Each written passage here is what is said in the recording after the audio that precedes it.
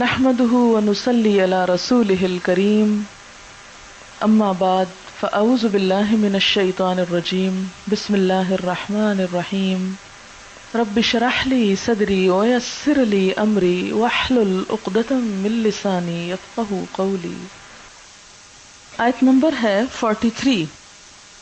ارأیت من اتخذ الہہ ہواہ، ارأیت کیا تم نے دیکھا اس شخص کو، من اتخذ جس نے بنا لیا، الہہ اپنا الہ، ہواہ اپنی خواہش نفس کو۔ اللہ تعالی ہم سے مخاطب ہیں اور پوچھ رہے ہیں، ارأیت کا صیغہ نبی صلی اللہ علیہ وسلم کی طرف ہے، اور جو چیز نبی صلی اللہ علیہ وسلم کو دکھائی جا رہی ہے وہ دراصل ہمیں بھی دیکھنے کے لیے کہا جا رہا ہے۔ اور ارأیت صرف ظاہر نظر سے دیکھنے کے لیے نہیں آتا بلکہ غور و فکر کے لیے آتا ہے۔ کیا کبھی تم نے غور کیا، کیا تم نے دیکھا کس پر، کس چیز کو، من اتخذ اس شخص کو جس نے بنا لیا، الہہ الہ اپنا، ہواہ اپنی خواہش نفس کو، یعنی جس نے اپنی خواہش نفس کو یا اپنے دل کو اپنا خدا بنا رکھا ہے۔ الہ کون ہوتا ہے؟ الہ وہ ہوتا ہے جس کی بات مانی جائے، جس کی عبادت کی جائے، جس کی اطاعت کی جائے۔ تو مسلمان ہونے کے ناطے ہم سب پر یہ فرض عائد ہوتا ہے کہ ہم اللہ رب العزت کو اپنا الہ مانیں۔ اللہ کو اپنا الہ ماننے کا مطلب کیا ہے؟ کہ جو بھی حکم اللہ تعالی ہم کو دیں ہم اس کو قبول کر لیں، اور اس میں اپنے دل اور اپنی مرضی کو اہمیت نہ دیں۔ لیکن اگر کوئی شخص اللہ کی مرضی کے مقابلے میں اپنی مرضی کرتا ہے، اپنے دل کی مرضی کرتا ہے، تو اس کا کیا مطلب ہے؟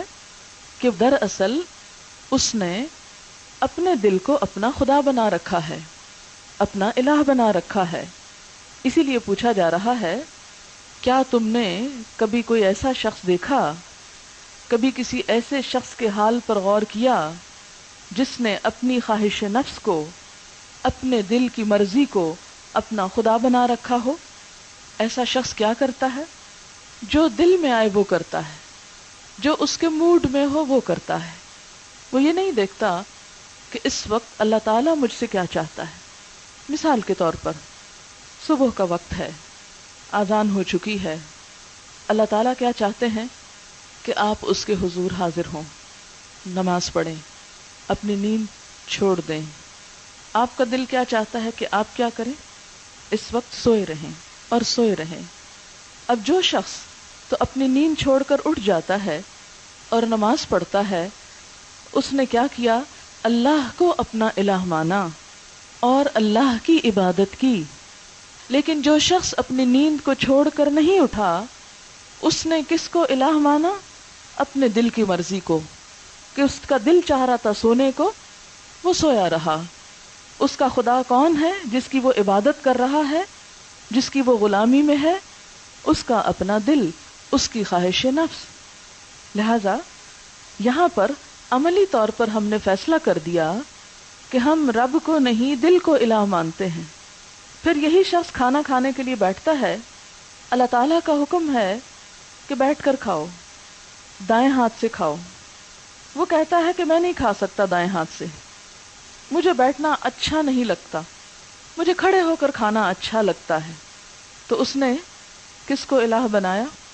اپنے دل کو، اپنی مرضی کی، اللہ کی مرضی نہیں کی۔ سونے کا وقت آتا ہے، اللہ تعالیٰ کے رسول صلی اللہ علیہ وسلم نے سونے کا طریقہ کیا سکھایا ہے؟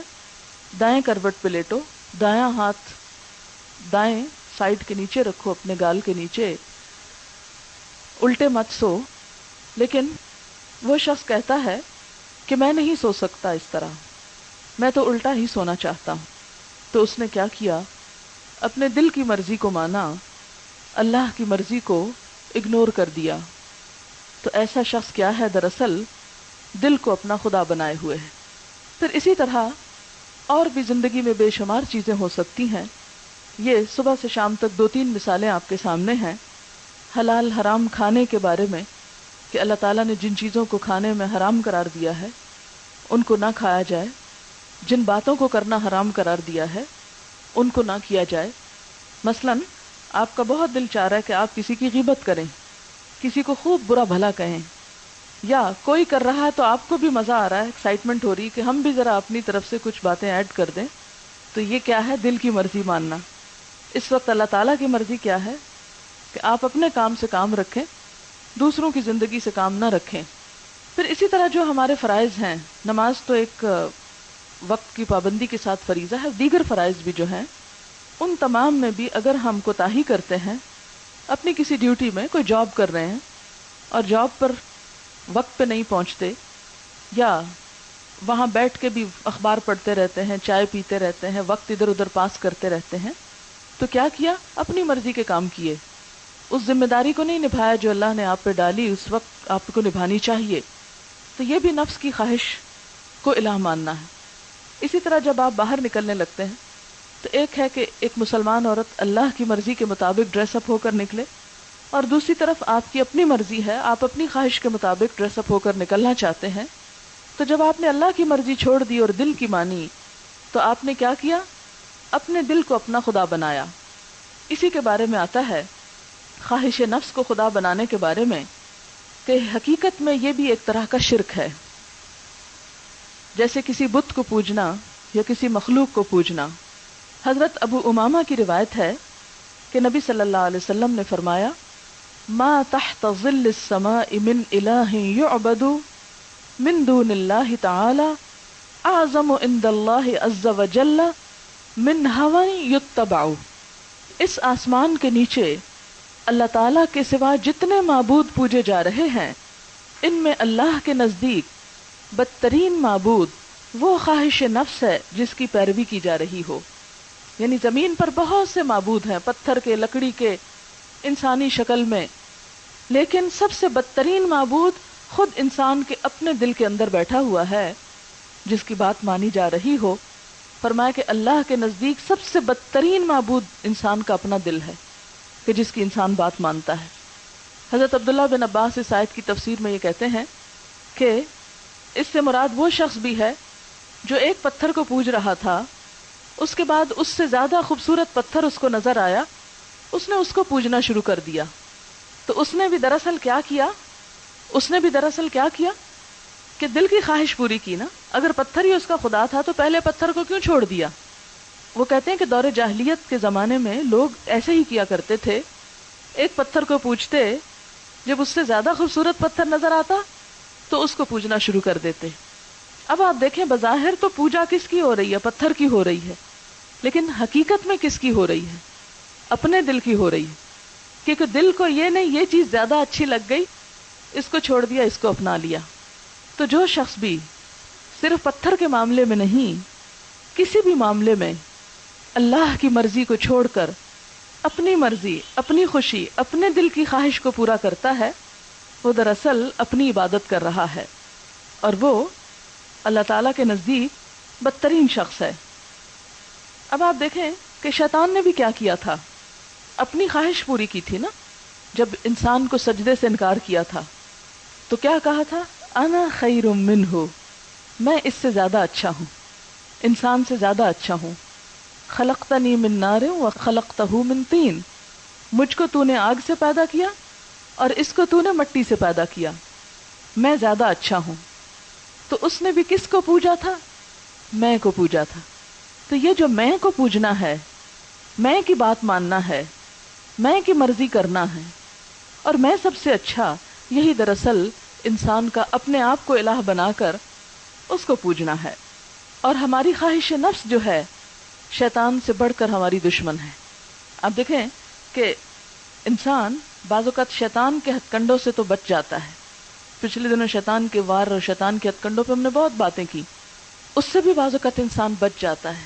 لیکن یہ جو اندر چھپا ہوا معبود ہے نا، چونکہ اندر گھسا ہوا ہے، جب ہم اللہ کا ذکر کرتے ہیں تو شیطان تو بھاگ جاتا ہے، لیکن یہاں مشکل یہ ہے کہ زبان سے اللہ کا ذکر بھی کر رہے ہیں اور دل کی مرضی کچھ اور ہے۔ بہت سے لوگ واہیات فلمیں دیکھتے ہوئے اللہ کا ذکر کرتے رہتے ہیں، بیٹھ کے تسبیح پڑھتے رہتے ہیں۔ تو اب زبان سے ذکر بھی ہو رہا ہے اور دل جو ہے وہ لگا ہوا ہے کسی بے حیائی کی طرف. تو یہ کیا ہے دراصل؟ وہ جس طرح محاورہ نا، بغل میں چھری منہ میں رام رام، یعنی منہ میں تو اللہ اللہ ہے لیکن عمل جو ہے وہ کیا ہے؟ شیطان سے بھی بدتر. شیطان نے تو ایک یہی جرم کیا تھا نا کہ اس نے انسان کو سجدہ نہیں کیا تھا، ویسے تو بڑا عبادت گزار تھا وہ بھی. تو ہم اپنے حال پہ ذرا غور کریں کہ ہم سب کیا کرتے رہتے ہیں. اس میں ہر شخص کو اپنے بارے میں سوچنا چاہیے، کیونکہ جو باہر کے معبود ہیں نا ان کو تو ہم ایک دوسرے کو دکھا سکتے ہیں، وہ دیکھو کیسا معبود ہے، وہ کیسا ہے، وہ کیسا. لیکن یہ جو ہمارے اندر ہے نا، یہ صرف ہم کو نظر آتا ہے، کسی اور کو نظر نہیں آ سکتا، کسی کو نہیں پتا چلے گا. جیسے کہ سورۃ القیامہ میں آتا ہے بل الانسان علی نفسہ بصیرہ ولو القی معاذیرہ، بلکہ انسان اپنے نفس پر خود خوب آگاہ ہے، اپنے نفس کو خود خوب دیکھ سکتا ہے. وَلَوْ أَلْقَىٰ مَعَاذِيرًا، اگرچہ کتنی ہی معذرتیں کرے، کتنی ہی ایکسکیوزز کرے، کتنے ہی بہانے پیش کرے، کتنے ہی عذر تراشے، لیکن وہ زیادہ جانتا ہے کہ خود کیا کر رہا ہے، کہاں اللہ کی مرضی مان رہا ہے اور کہاں دل کی مرضی. اچھا، دین میں بھی ہم یہ جو تقسیم کرتے ہیں نا، جیسے بنی اسرائیل نے کی تھی اَفَتُؤْمِنُونَ بِبَعْضِ الْكِتَابِ وَتَكْفُرُونَ بِبَعْضٍ، یہ بھی دراصل کیا ہے؟ حقیقت میں تو اپنی خواہش نفس کو پورا کرنا، کہ تم کتاب کا بعض حصہ مان لیتے ہو اور بعض حصے کا انکار کر دیتے ہو. فما جزاء من يفعل ذلك منكم، تو کیا بدلہ ہو سکتا ہے اس شخص کا تم میں سے جو ایسا کام کرے.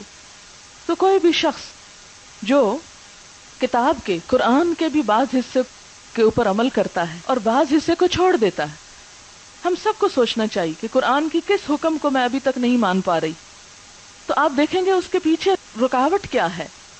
اس کے پیچھے رکاوٹ ہمارا اپنا نفس ہے، ہمارا اپنا دل ہے.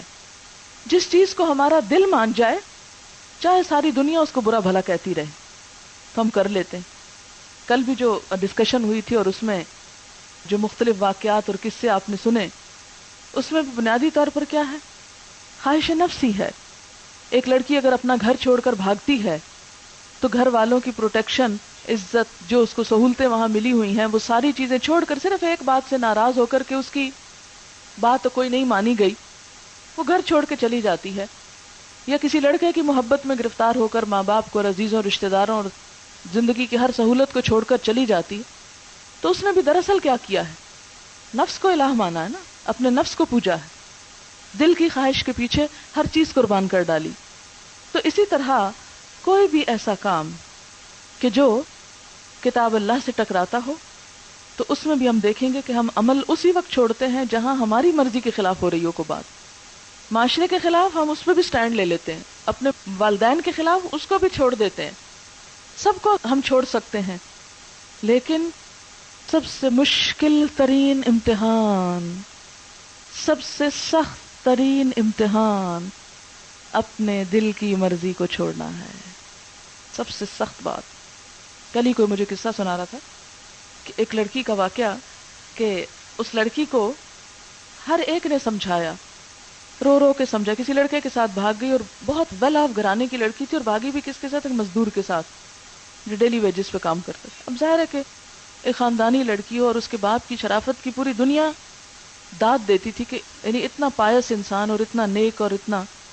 اب بیٹی جو ہے وہ کسی ایسے شخص کے ساتھ چلی گئی. اب آپ خود سوچیں کہ خاندان کے لیے کتنی بدنامی کی بات ہے، کتنی بری شہرت ہے. دادی گئی، نانی گئی، ماں گئی، دوست، عزیز، رشتہ دار، ہر ایک نے سمجھایا، لیکن لڑکی نہیں مانی. اب آپ خود سوچیں کہ کیا چیز ہے جس نے ساری دنیا ایک طرف کروا دی، اور ایک گھٹیا سی چیز. گھٹیا اس لحاظ سے تو نہیں، نعوذ باللہ، ہر انسان باعزت اور لیکن اسلام میں جو کف ہے نا، کہ آپ جس فیملی بیک گراؤنڈ سے خود ہیں، ایٹ لیسٹ اتنا تو آپ کا جہاں آپ شادی کر رہے ہیں اس کا لیول ہونا چاہیے، کیونکہ بعد میں پھر بڑی مشکلات پیدا ہوتی ہیں. اگر وہ لیول ایک نہ ہو، ذرا نیچے کا لیول ہو، تو عموماً لڑکی اس کو اڈاپٹ نہیں کر پاتی. لیکن کسی کی نہیں سنی، جیل میں رہی، ماریں کھائیں، ہاسپٹل پہنچی، ہر کام ہوا، لیکن جو دل کی بات ہے اس کو نہیں چھوڑا. تو اب آپ دیکھیں، ماں باپ چھوڑ سکتا ہے انسان، چھوڑ دیے، سب رشتہ دار چھوڑ دیے، ماں باپ کی عزت قربان کی، اپنا گھر، اپنا مال و دولت، ہر چیز قربان کی، لیکن ایک دل کی مرضی پہ چل کے ایک چیز کو جو اختیار کیا تو اس سے نہ ہٹی. تو اسی لیے دل کی خواہش جو ہے اس کے خلاف کوئی کام کرنا دنیا کا سب سے مشکل ترین کام ہوتا ہے. اور جو شخص اس میں کامیاب ہو جائے، اپنے نفس کے خلاف چلنے میں کامیاب ہو جائے، اپنے دل کی مرضی کے خلاف چل سکے، وہی دراصل کامیاب انسان ہے. اور اسی کے بارے میں قرآن میں آتا ہے قد افلح من زکاہا وقد خاب من دساہا. کامیاب ہو گیا وہ جس نے اس کو پاک کر لیا، اس کی آلائشیں نکال پھینکی. اور اس کی آلائشیں کیا ہیں کہ جہاں یہ اللہ کا حکم ماننے سے روک دے انسان کو. اسی لیے آپ دیکھیں کہ تہجد کی نماز جو ہے اس کا اجر بہت زیادہ ہے، حالانکہ نفل نماز ہے، فرض سے بھی زیادہ اجر ہے کہ جو شخص اس وقت اٹھتا ہے. کیوں؟ اس لیے کہ اس وقت انسان اپنی شدید ترین خواہش نیند کو قربان کرتا ہے. تو جہاں یاد رکھیں زندگی میں اپنے نفس کی جتنی بڑی قربانی آپ دیں گے اتنی بڑی کامیابی اللہ کے ہاں پائیں گے. اتنی بڑی کامیابی. کوئی بھی چیز جو آپ کو حد درجہ عزیز ہے، جب اس کو آپ اللہ کی خاطر چھوڑتے ہیں، آپ دیکھیں کہ صحابہ کرام ان ساری آزمائشوں سے گزرے، گھر بار چھوڑے، وطن چھوڑا، ملک و ملت چھوڑا، کاروبار چھوڑے، عزیز رشتہ دار چھوڑے، خاندان چھوڑے، عزتیں قربان کی، سب کچھ قربان کر کے جب مدینہ پہنچے تو پھر اولئک الذین امتحن اللہ قلوبہم للتقوی، یہی وہ لوگ ہیں جن کے دلوں کو اللہ نے تقوی کے لیے جانچ لیا، آزما لیا. تقوی اسی وقت دل میں آتا ہے جب خواہش نفس وہاں سے رخصت ہوتی ہے. جس دل میں خواہش نفس نے بسیرا کر رکھا ہو، جو خواہش نفس انسان کو اللہ کی اطاعت سے روک دے، وہی دراصل انسان کی دشمن ہے. اور خوش قسمت ترین انسان ہے وہ کہ جس کا دل اللہ کی محبت سے سرشار ہو جائے اور وہ اللہ کی خاطر ہر قربانی دے سکے، ہر چیز کو چھوڑ سکے. اور آپ دیکھیں والذین آمنوا اشد حبا للہ، وہ لوگ جو ایمان والے ہوتے ہیں اللہ کی محبت میں سب سے زیادہ شدید ہوتے ہیں، اللہ کی محبت میں پوری دنیا سے ٹکر لے سکتے ہیں، ہر چیز قربان کر سکتے ہیں. اور وہ یہ قربانیاں کر کے ثابت کرتے ہیں کہ ان کے دل میں واقعی اللہ کا مقام اتنا ہے. پھر وہ اس میں نہیں آتے کہ ما قدر اللہ حق قدرہ، وہ اللہ کی عظمت کو پہچانتے ہیں، اللہ کی خاطر سب کچھ دے ڈالتے ہیں. نہ مال ان کو پیارا ہے، نہ اولاد پیاری، نہ والدین، نہ رشتہ دار، نہ کچھ. جیسے ابھی میں نے ایک لڑکی کی مثال دی کہ اس نے اپنے دل کی خواہش کی خاطر ہر چیز ڈبو ڈالی، ہر چیز چھوڑ دی. تو بالکل اسی مثال کی طرح وہ شخص جو اللہ کی خاطر ہر چیز چھوڑ سکے، ہر چیز قربان کر سکے، ماں باپ کے آنسو بھی، اور بچے بھی، اور بہن بھائی اور رشتہ دار بھی، مال و دولت بھی، گھر بھی، خاندان بھی، وطن بھی، عزت آبرو بھی. یعنی اس لڑکی کی مثال میں آپ دیکھیں نا، ہر چیز ڈوب گئی نا، عزت آبرو بھی، خاندان بھی، مال و دولت بھی، گھر کا تحفظ بھی، آرام اور آسائش بھی، ہر چیز. تو بالکل اسی طرح یعنی کہ یہ محبت کی وجہ سے ہے نا کہ ایک انسان کی محبت نے اتنا مضبوط کر دیا کہ ہر چیز چھوڑ ڈالی. بالکل اسی طرح جو شخص اللہ کی محبت کا دعویٰ کرتا ہے، والذین آمنوا اشد حبا للہ، اللہ کی محبت میں جو سب سے زیادہ شدید ہوتا ہے، پھر وہ ہر چیز کی قربانی کر سکتا ہے، ہر چیز کی. پھر اس کو کوئی اور چیز پیاری نہیں رہتی. وہ اپنی انا، اپنی عزت، اپنا مقام، اپنا مرتبہ، اپنی سہولتیں، اپنی صحت، اپنی جات، ہر چیز جانے دیتا ہے. کہتا ہے یا اللہ تیری خاطر. اور آپ کو معلوم ہے کہ ہمارے بزرگ علماء جو ماضی میں گزرے ہیں، وہ اللہ کی محبت پانے کے لیے کیا کہا کرتے تھے؟ تصدقت بعرضی، اللہ میں اپنی عزت کو بھی صدقہ کرتا ہوں.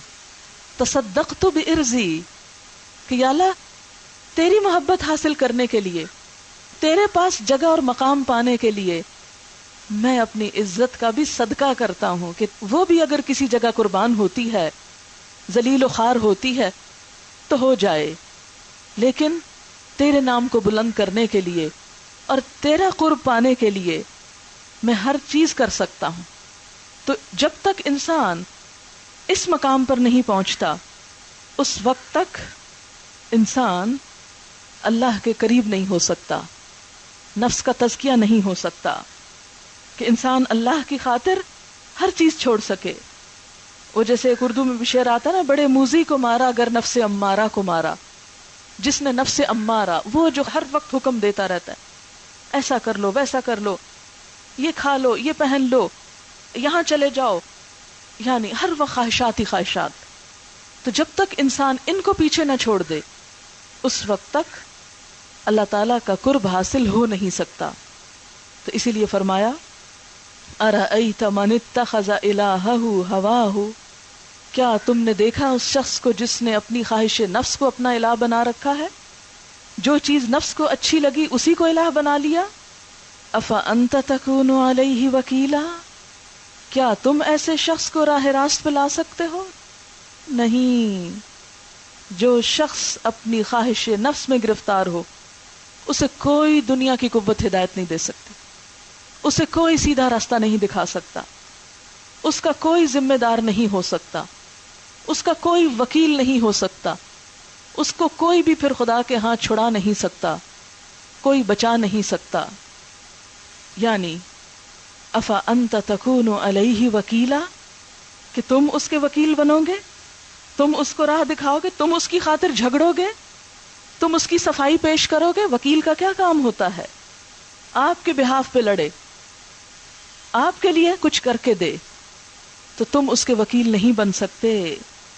ام تحسب ان اکثرهم یسمعون او یعقلون، کیا تم سمجھتے ہو کہ ان میں سے اکثر لوگ سنتے اور سمجھتے ہیں، یعنی بات سنتے ہیں اور سمجھ جاتے ہیں؟ نہیں. انہم الا کالانعام، یہ تو محض جانوروں کی طرح ہیں، مویشیوں کی طرح ہیں. بل ہم اضل سبیلا، بلکہ ان سے بھی بڑھ کر بھٹکے ہوئے راستے کے اعتبار سے. یعنی جو شخص اپنی خواہش نفس میں اندھا ہو جاتا ہے، پھر وہ بہرا بھی ہو جاتا ہے، پھر اس کی عقل بھی کام نہیں کرتی، اس کو کسی کی بات سمجھ میں نہیں آتی، اس کو کسی کی بات سنائی نہیں دیتی، اس کو کوئی بھی بات دکھائی نہیں دیتی، اس کے لیے پھر ہر چیز پیچھے چلی جاتی ہے، اور خواہش نفس اس کی آنکھوں، اس کے کانوں، اس کے دل پہ چھا جاتی. اس کے پھر سارے حواس جو ہیں وہ بدحواس ہو جاتا ہے انسان. کیا تم سمجھتے ہو کہ ان میں سے اکثر لوگ سنتے ہیں؟ نہیں سنتے، اس لیے کہ خواہش نفس غالب آئی ہوئی ہے. ہر چیز کو وہ نفس کی خواہش میں تول کر سنتے ہیں. جہاں مفاد پہ زد نہ پڑتی ہو اس کو تو لے لیتے ہیں، اور جہاں مفاد پہ زد پڑے وہ بات ان کو سننے کے باوجود سنی نہیں جاتی. آپ دیکھیں کہ ہم کس چیز کو سن کر فوراً یاد کر لیتے ہیں. عموماً یہ ہوتا ہے کہ کوئی اچھی دعا جو آپ کے دل کی دعا ہو، بس ایک دفعہ سننے کی ضرورت ہوتی ہے اور دل میں اتر جاتی ہے، اور پھر آپ سارا دن اس کو پڑھتے رہتے. حیرت ہوتی ہے، ایک دفعہ سنا اتنی دل میں آ گئی، جم گئی. کیوں؟ اس لیے کہ اس میں انٹرسٹ ہے نا اپنا، وہ دل سے اٹھی ہوئی دعا ہے، وہ دل کی مرضی کی چیز ہے. تو جس چیز میں انسان کا دل انوالو ہو جاتا ہے، انسان کا وجدان انوالو ہو جاتا ہے، پھر انسان سوتے جاگتے ایون پردے کے پیچھے اس چیز کو دیکھ لیتا ہے. آپ دیکھیں کہ جس انسان سے آپ کو محبت ہوتی، جس مشن سے آپ کو محبت ہوتی، اس کی ایک ایک چیز آپ پر کھلنے لگتی ہے. آپ وقت آنے سے پہلے اس کے نقصان اور نفع پہچاننے لگتے ہیں. جس انسان کو آپ سمجھتے ہو، مثلا ماں کو اپنے بچے سے محبت ہوتی، بچہ بول نہیں سکتا، ماں کہتی ہے اس کے پیٹ میں درد ہے، کبھی ماں کہتی ہے اس کے کان میں درد ہے، کبھی کہتی ہے اس کو نظر لگ گئی ہے. یہ کون ماں کو بتا رہا؟ بچہ خود تو کچھ نہیں بتا رہا. یہ محبت ہے. بچے کے پیٹ میں درد ہو تو اس سے پہلے ماں کے پیٹ میں اٹھنے لگتی. ایک ایسا تعلق ہے، شاید ماں ہونے کی حیثیت سے آپ نے کبھی محسوس کیا. میں نے کئی دفعہ اس کا ایکسپیرینس کیا کہ بچوں کو تکلیف ہو تو یوں لگتا ہے کہ سارے ہاتھ پاؤں سے جان نکل چکی ہے، لٹرلی خود کو تکلیف ہونے لگتی. پتہ نہیں وہ روح کا ایسا رشتہ جڑا ہوا ہوتا ہے کہ برداشت سے باہر ہونے لگتا ہے. انہیں کچھ بتانے کی ضرورت نہیں ہوتی کیونکہ ایک محبت کا رشتہ ہے نا. تو جس کسی انسان سے آپ کو محبت ہوتی، آپ کو فوراً پتہ لگنے لگتا ہے کہ اس وقت ناراض ہے، اس وقت خوش ہے، اس وقت پریشان ہے، اس وقت اس کے اوپر کیا بیت رہی ہے. بعض اوقات آپ نے دیکھا ہوگا کہ ہزاروں میل دور بیٹھے آپ فون کر کے پوچھ رہے ہیں کہ آپ خیریت سے تو ہیں؟ میرے دل میں آ رہا ہے کہ آپ کسی تکلیف میں، اور واقعی دوسرا شخص تکلیف میں ہوتا ہے. بعض اوقات آپ نے دیکھا ہوگا کوئی بہن بھائی فوت ہو جاتا ہے، بتایا نہیں جاتا، بوڑھے ہو جاتے ہیں نا والدین. جب ہمارے ساتھ ایسے ہوا، ہمارے چچا فوت ہوئے تو ہمارے والد بہت اس سے بیمار تھے، ہم نے سوچا ان کو نہیں بتاتے. جس رات ان کے بھائی کا انتقال ہوا، اس رات سے انہوں نے بولنا بند کر دیا، خاموش اور پریشان. ہم سب ایک دوسرے کو دیکھیں کہ یہ کیا خاموشی ہے، یہ کیا پریشانی، یہ کہاں سے ان کو فیل ہو رہا ہے. یعنی یہ محبت کے رشتے، روحوں کے رشتے ایسے رشتے ہوتے ہیں کہ دوسرے کے دل میں بات ہوتی ہے، اور آپ کے زبان پہ، یہ دوسرے کی زبان پہ، اور آپ کی روح میں اور آپ کے دل میں. تو جس چیز میں انسان کی محبت ہوتی، جس چیز میں انسان کا دل انوالو ہوتا ہے، جس چیز میں انسان اٹک جاتا ہے، وہاں کی ہر چیز آپ کی روح پہ گزرتی ہے. وہاں کا ہر دکھ اور خوشی اور محبت اور نفرت، ایک ایک چیز آپ کے اوپر گزرتی. وہ کیفیات کسی اور کی ہوتی ہیں، گزرتی آپ کے اوپر ہے. بالکل اسی طرح جس شخص کو اللہ سے محبت ہوتی ہے، اس کو اللہ کی بات سننے سے بھی دلچسپی ہوتی، اور سن کر فوراً فوراً سمجھ آ رہی ہوتی، اور وہ یعقلون، سمجھ بھی رہے ہوتے ہیں، وہ دلوں میں بھی اتر جاتی، اس کے سمجھنے میں بھی کوئی مشکل پیش نہیں آ رہی ہوتی. اور جہاں دل کی انوالومنٹ نہ ہو دین کے اندر، اللہ کی ذات کے ساتھ، وہاں جتنے مرضی واز کر دو، جتنی مرضی تقریریں سنا دو، وہ سن ہی نہیں پائیں گے. آپ سنوائیں گے کچھ، وہ سنیں گے کچھ اور، آپ بتائیں گے کچھ، وہ سمجھیں گے کچھ اور. اس لیے کہ ان کا اس میں تو انٹرسٹ ہی نہیں، ان کا انٹرسٹ تو یہاں سے باہر کسی چیز میں ہے. اسی لیے اللہ تعالیٰ ایسے لوگوں کو جو آنکھیں رکھتے ہیں، کان رکھتے ہیں، دل دماغ رکھتے ہیں، لیکن ان کو اللہ کے لیے استعمال نہیں کرتے، فرمایا انہم الا کالانعام، یہ جانوروں کی طرح ہیں. جیسے جانور ہوتے ہیں کہ ان کے پاس بھی آنکھیں ہیں نا، کان ہوتے ہیں نا جانور کے، بعض اوقات آپ سے زیادہ بہتر سنتے ہیں. ان کے دل ہوتے ہیں نا، دماغ بھی ان کے اندر ہوتا ہے. ہو سکتا ہے ایک بھینس کا دماغ یا ایک ہاتھی کا دماغ زیادہ وزنی ہو آپ کے دماغ سے، تو کیا ہوتا ہے، وہ نہیں سمجھ رہا ہوتا. لیکن ایک چونٹی کا دماغ بہت چھوٹا ہو سکتا ہے، لیکن حضرت سلیمان علیہ السلام کی بات وہ بڑی جلدی سن لیتی ہے. انٹرسٹ کی بات ہے نا. تو فرمایا کہ یہ لوگ جانوروں سے بھی بڑھ کر ہیں. انہم الا کالانعام بل ہم اضل سبیلا، بلکہ ان سے بھی بھٹکے ہوئے، ان سے بھی راستہ گم کیے ہوئے، کیونکہ وہ اپنے ان اعضاء سے کام نہیں لیتے. آپ دیکھیں کچھ جانوروں کے کان کتنے لمبے لمبے ہوتے ہیں. ویسے گدھے کے کان کتنے ہوتے ہیں، چھوٹے ہوتے ہیں کہ لمبے؟ کچھ جانوروں کے لمبے ہوتے ہیں نا، آپ نے دیکھا ہوگا. اتنے لمبے کان ہوتے ہوئے بھی ان کو اگر آپ 100 باتیں سنائیں اور ان سے پوچھیں ایک سوال تو کچھ نہیں پتا ہوگا ان کو. کسی دن تجربہ کریں، اس کا میں نے تجربہ کیا. ایک بھینس کے پاس کھڑے ہو کر بہت دیر بات کی، اور میں ایسے کہا سمجھ آئی؟ کوئی جواب نہیں تھا. تو کیا اس کے کان نے سنی نہیں میری باتیں؟ سنی نا، لیکن سمجھی کوئی نہیں. تو جو لوگ سن کے سمجھتے نہیں، اللہ تعالیٰ فرماتے ہیں وہ انعام سے بھی زیادہ بدتر ہیں. انعام بھی شاید کسی درجے میں کچھ سنتے سمجھتے ہوں، اور وہ سمجھتے کچھ نہیں. بل ہم اضل سبیلا. آپ دیکھیں کہ گدھے کو بھی نا اگر آپ ایک راستہ بتا دیں نا کہ یہاں سے چیز اٹھانی ہے، یہاں جا کے پھینکنی، اور پھر آپ بے شک ساتھ نہ بھی ہوں، گدھا اپنی چال چل کے وہاں جا کے، وہ ایک مشہور کہانی بھی ہے نا کہ گدھے کے اوپر نمک لاد دیا جاتا تھا، اور وہ ایک جگہ جا کر پانی میں بیٹھ کے نمک اتار دیتا، اور پھر ایک دن روئی لا دی گئی تو اس کو کچھ پتا نہ چلا، اور وہ وہیں جا کے پانی میں بیٹھ گیا تو روئی بوجھل ہو گئی. جب نکلا تو چل نہ سکا، ادھر ہی مر گیا. تو یہ جانور بھی اپنا راستہ اور ایک ٹریک جو ہے وہ پکڑ لیتے ہیں، اور ایک مقرر راستے پہ چلتے چلے جاتے ہیں. بہت سے جانوروں کو آپ صبح سویرے گھر سے نکالتے ہیں، ان کو پتا ہوتا ہے ہم نے کہاں تک جانا ہے. آپ مرغیاں پالیں تو آپ نے دیکھا ہوگا کہ آپ کے گھر سے نکل جاتی ہیں، شام کو واپس آ جاتی ہیں، اور بھی اسی طرح کئی پرندے. لیکن انسان جب بھٹکتا ہے تو وہ واپس نہیں لوٹتا اپنی منزل کی طرف.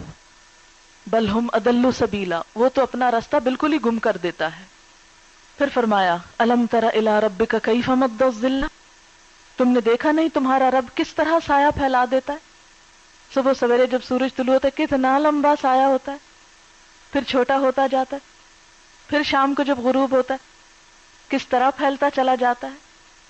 وَلَوْ شَاءَ لَجَعَلَهُ سَاكِنًا، اگر وہ چاہتا تو اس کو ساکن کر دیتا. سورج عین ہمارے سر پہ چمکتا اور سایہ ایک ہی اینگل پر اور ایک ہی سائز کا فکس ہو جاتا، نہ بڑھتا نہ گھٹتا.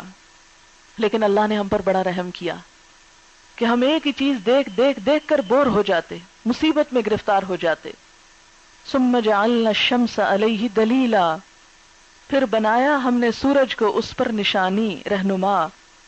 یعنی سورج اس کا رہنما ہے، جدھر جدھر کو جاتا ہے سایہ ویسے ہی عمل کرتا چلا جاتا ہے. ثم قبضناہ الینا قبضا یسیرا، پھر ہم اس سائے کو اپنی طرف آہستہ آہستہ سمیٹتے چلے جاتے ہیں. صبح کیا ہوتا ہے؟ کیف مد الظل، کس طرح سایہ لمبا ہوتا ہے. پھر سورج کے بڑھنے کے ساتھ ساتھ سورج اونچا چلتا جاتا ہے، سایہ سمٹتا چلا جاتا ہے. پھر سورج نیچے جاتا ہے تو سایہ دوبارہ لمبا ہونا شروع ہو جاتا ہے اور پھر آہستہ آہستہ ختم ہو جاتا ہے. یہ سب کچھ کون کر رہا ہے؟ یہ خود سے خود نہیں ہو رہا، یہ اللہ تعالیٰ ہی کر رہا ہے. اور یہ اللہ کے وجود پر ایک نشانی ہے.